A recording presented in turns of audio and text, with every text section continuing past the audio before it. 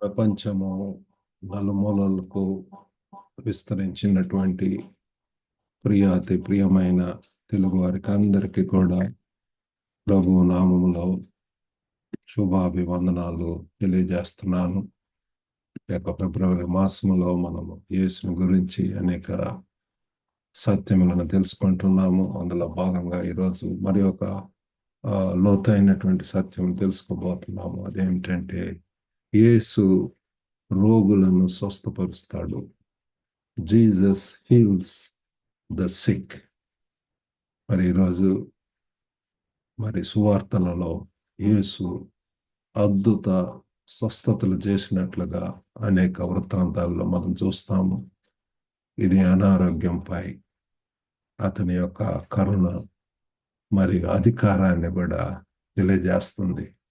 పరమ వైద్యుడిగా మనం ఆయన్ను సంబోధించవచ్చు. Master healer. అనేక రకములైనటువంటి గుడ్డి వాళ్ళు, దయ్యములు పట్టినటువంటి వారు, పడక మీద ఉన్నటువంటి వారు, మరణించినటువంటి వారు, అనేక విధములైనటువంటి రోగగ్రస్తులు మరి ఆయన దగ్గరికి వచ్చినప్పుడు యేసు ప్రభు వారిని ఎంతో స్వస్థపరచడం అనేటువంటిది మనం చూస్తాము.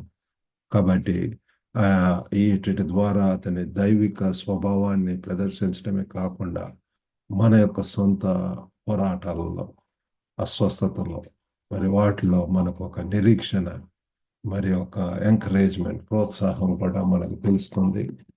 ఇవి ముఖ్యంగా 3 రకములైనటువంటి గ్రీకు పదములు. ఒకటి అయోమాయ్. ఈ పదానికి స్వస్థపరచటము అనే అర్థము మనకు దేనికి తరచుగా వస్తుంది. అద్భుతమైనటువంటి స్వస్థతల సందర్భంలో ఈ పదాన్ని యూజ్ చేయటం అనేటువంటి జరుగుతుంది. అనారోగ్యాన్ని పునరుద్ధరించడానికి, వారిని మరలా రికవర్ చేయటానికి తన దైవిక శక్తి యొక్క divine healing, divine spirit, divine power ఇలా యేసు వ్యక్తులను స్వస్థపరిచే అనేక భాగాల్లో ఇది కనపడుతుంది. ప్రియుల మత్తయి సువార్త 8:8 అక్కడ శతాధిపతి యేసును తన సేవకుని స్వస్థపరచమని అడగటం మనం గమనిస్తాము. ఆ స్వస్థపరిచే చర్యను వ్యక్తీకరించడానికి యొక్క పదం అయోమాయ అనేటటువంటి పదాన్ని వాడతాము. రెండవదిగా ఏస్తెనియో, ఈ పదానికి బలహీనంగా ఉండటం లేదా అనారోగ్యంతో ఉండటం అని కూడా వస్తుంది. మొట్టమొదటిగా స్వస్థపరచటం, రెండవది బలహీనతంగా, అబ్నార్మల్ లేకపోతే నార్మల్గా ఉండకుండా ఉండటం, బలహీనం, శక్తిహీనత. స్వస్థత సందర్భాల్లో ఇది అనారోగ్యంతో బాధపడుతున్న వారిని సూచిస్తుంది. మత్తయి సువార్త 25:36 యేసు తన పరిచర్యలో భాగంగా రోగులను అనేక మందిని కూడా స్వస్థపరచడం అనేటువంటిది మనం గమనిస్తాం. ప్రియులారా, దట్ ఈస్ హీలింగ్. మూడవదిగా థెరపా, ఈ పదానికి నయం చేయటము, అది కూడా స్వస్థపరచడం అనేటువంటి అర్థం వస్తుంది. ఇది తరచుగా వైద్యంకు మరింత చికిత్స విధానంతో ముడిపడి ఉంటున్నది. ప్రియుల చికిత్స ట్రీట్మెంట్, ఇది సంరక్షణ మరియు చికిత్సను నొక్కి చెబుతుంది. ఇందులో శారీరక మరియు ఆధ్యాత్మికమైనటువంటి వైద్యం కూడా రెండు కూడా ఉంటున్నాయి. Spiritual and physical healing. ఈ రీతిగా యేసు రోగులను స్వస్థపరిచాడు అని దానితో అనేక 3 రకములైనటువంటి గ్రీకు పదాలతో ఆయన కరుణను, పరిచర్యను, దైవికమైనటువంటి అధికారాన్ని తెలియజేస్తుంది. ఈరోజు ముఖ్యంగా బైబిల్లో కొన్ని రెఫరెన్సెస్ మనం చూద్దాము. యేసు ప్రభు ఏ రీతిగా వారిని స్వస్థపరిచారు, తర్వాత దాన్ని అన్వయించటం, అప్లికేషన్ కూడా మనం తెలుసుకుందామండి. మొట్టమొదటిగా బైబిల్లో మనకందరికి తెలిసినటువంటి రక్తస్రావం ఉన్న స్త్రీ యొక్క స్వస్థత, మార్కు సువార్త 5:25-34 ఆ పాఠ్య భాగంలో ఒక స్త్రీని 12 సంవత్సరాలుగా రక్తస్రావంతో బాధపడుతున్నటువంటి ఒక స్త్రీని మనం గమనిస్తుంటున్నాము. అనేక మంది వైద్యుల దగ్గరికి వెళ్ళి ఎంతో ప్రయాసపడితే తన యొక్క డబ్బంతా కూడా వెచ్చించింది.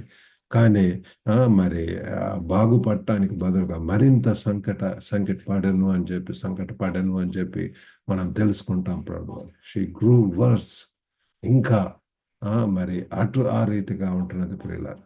మరి అయినప్పటికీ యేసు యేసు వస్త్రాన్ని తాకితే చాలు అని చెప్పి విశ్వాసంతో ప్రియులారా వెళ్ళి యేసు యొక్క వస్త్రాన్ని కొంగును తాగినప్పుడు ఆమె తక్షణమే స్వస్థత పొందటం అనేటటువంటిది చూస్తున్నాము. యేసు ఆమె వైపు తిరిగి, కుమారి నీ విశ్వాసమే నిన్ను స్వస్థపరిచింది, సమాధానంతో వెళ్ళమని చెప్పటం మనం చూస్తున్నాం ప్రియులారా. మరి ఈ కథ మరి దీనిలో మరి విశ్వాసం యొక్క ప్రాముఖ్యత, విశ్వాసంతో ప్రియులారా ఎన్నో గొప్ప మరి స్వస్థతలు జరుగుతాయి విశ్వాసంతో. ఎన్నో వీ కెన్ మూవ్ మౌంటైన్స్ అన్నటువంటిది మనకు చూస్తున్నాం. కాబట్టి మనకు విశ్వాసము కావాలి. మరి యేసు యొక్క స్పర్శ ఈమె తాకితే చాలు అనుకున్నది. అటు జీసస్ టచ్ ప్రియులారా మనకు కూడా అవసరమే మన జీవితాల్లో. మరి ఈ యొక్క టచ్ అనేటటువంటిది ఎంతైనా అవసరం ఉంటున్నది. మన యొక్క జీవితాన్ని సంపూర్ణంగా మార్చగలిగినటువంటి రీతిగా ఉంటున్నది. మరి రెండవదిగా యాయూరు కుమార్తె యొక్క స్వస్థత. అదే అధ్యాయంలో మరి మార్కు 5:36లో మరి యాయూరు అనే సమాజ మందిర నాయకుడి కథ కూడా మనం చూస్తాము. అతని కుమార్తె కూడా తీవ్ర అనారోగ్యంతో బాధపడుతున్నప్పుడు యేసు ఆమె మరణాన్ని విని యేసు యాయూరు ఇంటికి వెళ్ళి భయపడకము, నమ్ము అని చెప్పి హామీ ఇచ్చాడు పిల్ల. నమ్ముట నీ వశమైతే. ఆ తర్వాత ఆయన యాయూరు ఇంటికి వెళ్ళి అమ్మాయిని మృతుల్లో నుండి లేపి జీవితము మరియు మరణంపై తన అధికారాన్ని ప్రదర్శిస్తాడు పిల్ల. చూడండి మరి మరణం మీద కూడా ఆయనకు శక్తి ఉంటున్నది, అధికారం ఉంటున్నది.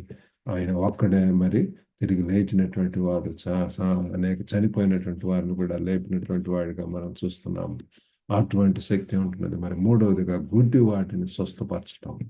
యోహాను 9లో యేసు పుట్టుకతోనే అంధుడిని స్వస్థపరచడం. పుట్టుకతోనే by birth was blind pillar. అతని అంధత్వానికి కారణం గురించి ప్రశ్నించినప్పుడు అది పాపం వలన కాదు, కానీ దేవుని క్రియలు అతనిలో ప్రదర్శితం అవటం కోసం మరి అది అని యేసు ప్రభు చెప్తాడు పిల్లలు. యోహాను 9:3లో ఈ స్వస్థత వ్యక్తి దృష్టిని పునరుద్ధరించడమే కాకుండా దేవుని మహిమకు శక్తివంతమైనటువంటి సాక్ష్యంగా ఉంటుంది. మన జీవితాల్లో కూడా ప్రియులారా ఎన్నో గొప్ప మరి మేలులు జరుగుతున్నాయి, ఆశ్చర్యకార్యాలు, స్వస్థతలు జరుగుతున్నప్పుడు మనం బహిరంగంగా మరి సాక్ష్యం చెప్పాల్సినటువంటి వారమై ఉంటున్నాము. మరి దాని ద్వారా దేవునికి మహిమ వస్తుంది. ఆ రీతిగా చేయటానికి దేవుడు సహాయం చేయను గాక. కాబట్టి మరి దీన్ని మనం ఏ రీతిగా అన్వయించుకోవటం, అప్లికేషన్ స్వస్థతలో మరి విశ్వాసం ప్రియులాల. ఆ రక్తస్రావం కలిగినటువంటి స్త్రీ యేసును తాకటానికి చేయి చాపటం ద్వారా విశ్వాసాన్ని ప్రదర్శించినట్లే ఈ దినాలలో కూడా మనం కూడా మరి విశ్వాసంతో యేసు వైపు చూచినప్పుడు మనకున్నటువంటి ప్రాబ్లమ్స్, అస్వస్థత ఎటువంటిదైనా సరే ప్రియులారా మరి స్వస్థత దేవుడు చేకూర్చుని అంటున్నాడు. ప్రియులారా అడుగుడి నేను ఇస్తానంటున్నాడు. మన అవసరాలలో ఆయనను మనము సమీపిద్దాము. మరి ఆయన యొక్క శక్తి మరియు సమయ పాలనపై నమ్మకం ఉంచుదాం ప్రియులారా. గాడ్స్ టైంలో he is going to make things in a right way. మరి స్వస్థతల విశ్వాసం. రెండవది రోగుల కొరకు ప్రార్థన. మరి మనము ఎవరైనా రోగస్తులు మన దగ్గరికి వచ్చినప్పుడు వినిటి రేపు యేసు ప్రభు నామంలో యాకోబు 5:14లో మీలో ఎవడైనా రోగి అయి ఉన్నాడా అతడు సంఘపు పెద్దలను పిలిపింపవలను, వారు ప్రభువు నామమున అతనికి నూనె రాచి అతని కొరకు ప్రార్థన చేయవలను. ఈ ఆచారము మరి ఎంతో మనకు మరి కంఫర్ట్ని ఇస్తుంది, ఓదార్పిస్తుంది. మన పరిస్థితుల్లో దేవుని స్వస్థత సన్నిధిని కూడా మరి మనం చూడగలం ప్రియులారా.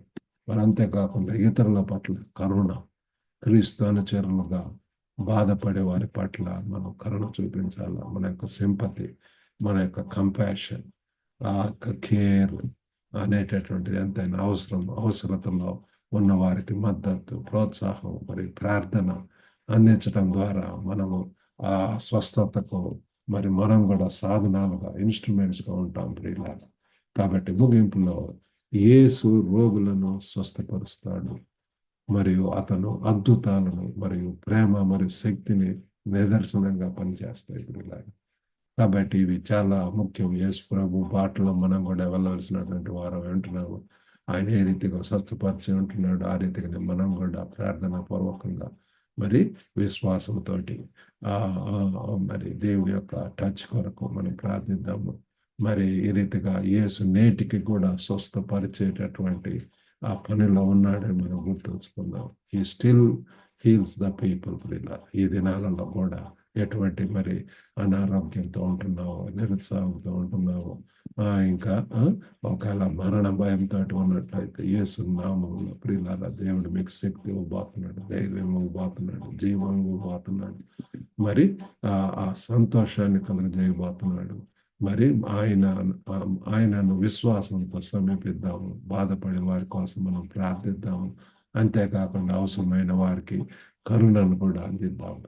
ప్రార్థన చేసుకుందాం. పరిశుద్ధుడైనటువంటి మా ప్రేమ గల ప్రభువా, ఈరోజు తండ్రి మరి ప్రభువా దయగల నాయన మీరు రోగులను స్వస్థపరిచేవారు అని చెప్పి తండ్రి తెలుసుకొని ఉంటున్నాం. ప్రభు ఏ రీతిగా ఈ లోకంలో ఉన్నప్పుడు తండ్రి ఎంతమందిని ప్రభు దేవ కృంగినటువంటి వారు, అనారోగ్యంతో ఉన్నటువంటి వారు, మరకల శయ్యం మీద ఉన్నటువంటి వారిని, పడకల మీద ఉన్నటువంటి వారిని ప్రభా మీరు స్వస్థపరిచి ఉంటున్నారు, జీవింపజేసి ఉంటున్నారు. ప్రభు దేవ తండ్రి వందనాలు స్తోత్రం. ఈ దినాల్లో కూడా ప్రభు ఆ యొక్క స్వస్థపరిచేటటువంటి ప్రభు ఆ యొక్క శక్తి కనపడుతున్నది. ప్రభు ప్రార్థించినప్పుడు గొప్ప కార్యములు జరగబోతున్నాయి. వినచన ప్రతి ఒక్కరిని దర్శించండి. ఎటువంటి పరిస్థితిలో ఉన్నా వారిని దర్శించి ప్రభు తండ్రి వారిని శక్తి దయచేయమని ప్రభు పూర్తిగా తండ్రి మరి ప్రభు మామూలు స్థితికి తీసుకొని రమ్మని మీకే వందనాలు స్తోత్రం చెల్లించుకోండి.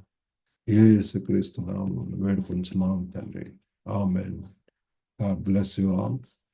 విన్నటువంటి ప్రతి వారు కూడా మరి అలా మీరు ఆశీర్వదింపబడితే ఈ యొక్క వాక్యాన్ని మరి లింక్ను షేర్ చేసి ఇంకా అనేకులకు ఆశీర్వాదకరంగా ఉండాలని కోరుకుంటున్నాను. God bless you all. Have a good day.